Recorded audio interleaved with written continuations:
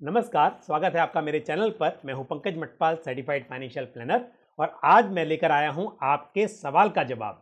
मैं यहां पर सवाल कह रहा हूं क्योंकि मैं यहां पर सिर्फ एक सवाल जो कि आकाश त्रिपाठी जी ने पूछा है उसका जवाब दूंगा और विस्तार से इसका उत्तर दूंगा। आकाश, आपने सवाल कई बार पूछा है और मैंने आपसे प्रॉमिस किया था कि मैं इसका उत्तर दूंगा। मैं चाहता तो इसका उत्तर आपको आपके सवाल के जवाब में टाइप करके भी दे सकता था, लेकिन क्योंकि मैं चाहता हूं कि मैं आपको इसे पूरी तरह से एक्सप्लेन करूं ताकि ये आपके लिए भी और बाकी व्यूअर्स के लिए भी फायदेमंद साबित हो सके। आपने कहा है कि सर, मेरा प्रश्न का जवाब फिर से आपने नहीं दिया, तो मैंने आपको बताया कि क्यों नहीं दे पाया, क्योंकि मुझे वीडियो बनाकर ही इसका जवाब देना था। और आपने कहा है कि मैं इतना कैलकुलेशन नहीं जानता, लेकिन मैंने 5 लाख एक मुश्त कैनरा रुबेको फ्लेक्सी कैप में इन्वेस्ट किया है मई 2022 से, जिसे एक साल बाद जून या जुलाई 2023 में मैं SWP करके हर महीने रुपए पाना चाहता हूं। कृपया बताएं कि मुझे कितने रुपए अधिकतम हर माह रकम विड्रॉ करनी चाहिए जिससे मूल रकम ठीक ठाक बढ़ती रहे। तो देखो आकाश, आप चाहते हो कि जो पैसा आपने इन्वेस्ट किया है वो वैसा ही रहे और उसके ऊपर आपको कुछ पैसे रेगुलरली मिलते रहे। तो पहली बात तो यह है कि म्यूचुअल फंड्स में रिटर्न्स गारंटीड नहीं होते। अब यहां पर यदि आप चाहते हैं कि सिर्फ प्रॉफिट विड्रॉ करें और जो प्रिंसिपल अमाउंट है जो आपने इन्वेस्ट किया है वो वैसे का वैसा रहे, तो आपको एक रिटर्न एक्सपेक्ट करना पड़ेगा। यानी कि यदि आप बैंक में फिक्स डिपॉजिट कर रहे होते या ऐसी किसी स्कीम में इन्वेस्ट कर रहे होते जहां पर गारंटीड रिटर्न मिल रहे होते, तो आप क्या करते? अगर वहां पर 7% का गारंटीड इंटरेस्ट मिल रहा है तो आप 7% उस अमाउंट का हर साल विड्रॉ कर लेते या मंथली जो भी पॉसिबल होता वो विड्रॉ कर लेते इस कैलकुलेशन के हिसाब से। लेकिन क्योंकि म्यूचुअल फंड्स में रिटर्न्स गारंटीड नहीं है, तो आप कैसे तय करेंगे? आप एज्यूम कर लेंगे। तो मान लीजिए कि मैं एज्यूम करता हूं कि आपको 12% का यहां पर रिटर्न मिलता है, तो ऐसे में लगभग 4,500 रुपए हर महीने आप विड्रॉ कर पाएंगे। एक्चुअली यदि हम 12% पे कैलकुलेट करते हैं तो जो रिटर्न आता है वो 4,700 समथिंग आता है, बट मैं एक रफली आपको बोल रहा हूं कि 4,500 रुपए आप विड्रॉ कर सकते हैं। लेकिन यदि ये रिटर्न 10% होता है, क्योंकि मैंने पहले कहा कि गारंटी तो है नहीं, हम सिर्फ एज्यूम कर रहे हैं, तो यदि 10% रहता है तो ऐसे में आप लगभग 4,000 रुपए हर महीने विड्रॉ कर पाएंगे। अब बात करते हैं आपकी स्कीम की जिसमें आपने इन्वेस्ट किया है। आपने एक फ्लेक्सी कैप फंड में इन्वेस्ट किया है, यानी कि एक डाइवर्सिफाइड इक्विटी फंड है।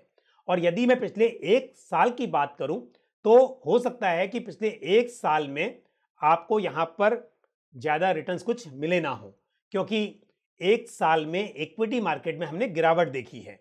तो ऐसे में यदि एक साल में पैसा बढ़ा ही नहीं है और मान लीजिए आपने ऐसा कहा कि एक साल के बाद आप SWP शुरू करेंगे और अगले साल में भी मार्केट में ज्यादा बढ़ोतरी नहीं होती है, आपका पैसा जो है वो 12% से नहीं बढ़ता है या 10% से भी नहीं बढ़ता है, तो ऐसे में क्या होगा? यदि आप 10% यानी कि 4,000 रुपए भी विड्रॉ करने के बारे में सोचेंगे हर महीना, तो उस केस में कुछ पैसे अगेन आपके प्रिंसिपल अमाउंट से विड्रॉ हो जाएंगे। तो प्रिंसिपल अमाउंट जो है आप चाहते हैं कि वो जैसे का तैसा बना रहे, वो कम ना हो। तो ऐसे में ये कह पाना बहुत ही मुश्किल है कि आप सिर्फ प्रॉफिट विड्रॉ करें और प्रिंसिपल विड्रॉ ना करें और एक राशि जो है आपको वो भी मालूम चल सके, थोड़ा सा कठिन काम है। तो जब भी आप म्यूचुअल फंड से SWP करना चाहते हैं तो पहला आप एक लंबी अवधि के लिए पैसों को इन्वेस्ट करें। ऐसा नहीं कि एक साल इन्वेस्ट किया आपने डाइवर्सिफाइड इक्विटी फंड में और एक साल के बाद में ही आप पैसे विड्रॉ करने के बारे में प्लान कर रहे हैं।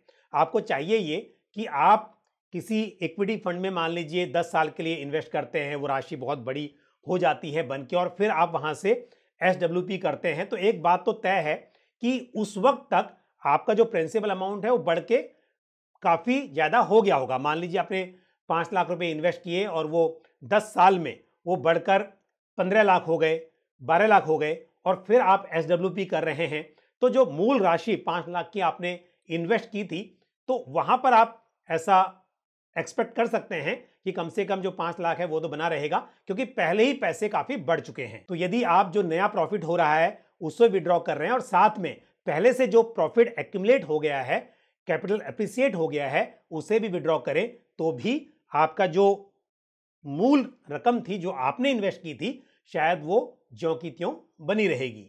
लेकिन यदि आप बात कर रहे हैं 1 साल के बाद विड्रॉ करने की, तो यहां पर यह कहना बहुत ही मुश्किल है कि आप सिर्फ प्रॉफिट ही विड्रॉ कर पाएंगे या फिर आपको कैपिटल भी यहां से विड्रॉ करना पड़ जाएगा।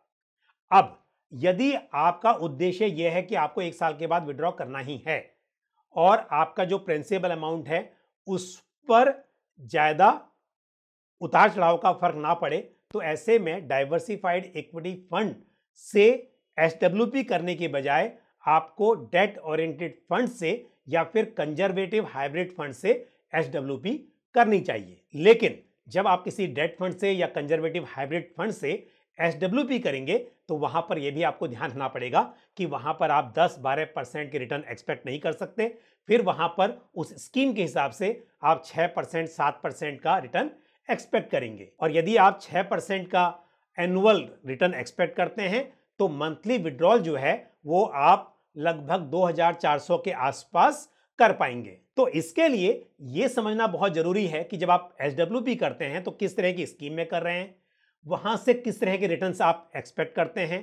और सबसे अच्छा तरीका जो मैंने बताया कि जब भी किसी इन्वेस्टर को एसडब्ल्यूपी के जरिए अपना कैश फ्लो मैनेज करना हो तो उससे कुछ समय पहले से ही रेगुलरली इन्वेस्ट करना शुरू कर देना चाहिए, ताकि जिस वक्त आप एसडब्ल्यूपी शुरू कर रहे हो उस वक्त आपका अमाउंट ऑलरेडी एप्रिसिएट हो चुका हो, ताकि आप जो नया एप्रिसिएशन होगा वो और जो पहले से एप्रिसिएट हुआ है उससे आप विड्रॉ कर पाएं, लेकिन जो पैसे आपने इन्वेस्ट किए हैं वो कम ना हो। यहां तक कि कई बार जब कोई रिटायर्ड पर्सन मुझसे सवाल पूछता है कि मुझे एसडब्ल्यूपी करनी है, मैं कहां पर इन्वेस्ट करूं, तो मैं एक सलाह देता हूं कि आप अपने पैसों को 3 भाग में बांट दीजिए। यानी कि शुरुआत में आपको जो एसडब्ल्यूपी करनी है वो आप किसी लिक्विड फंड से या मनी मार्केट फंड से कर सकते हैं। तो यहां पर क्या होगा कि आपका पैसा बढ़ेगा नहीं, बट एटलीस्ट आपका जो कैपिटल है वो प्रोटेक्टेड होगा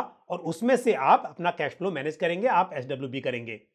दूसरा हिस्सा जो है उसे आप कंजर्वेटिव हाइब्रिड फंड में कर सकते हैं, यानी कि अगले 2-3 साल में वो कुछ तो बढ़ जाएगा और फिर वहां से आप एसडब्ल्यूपी शुरू कर सकते हैं।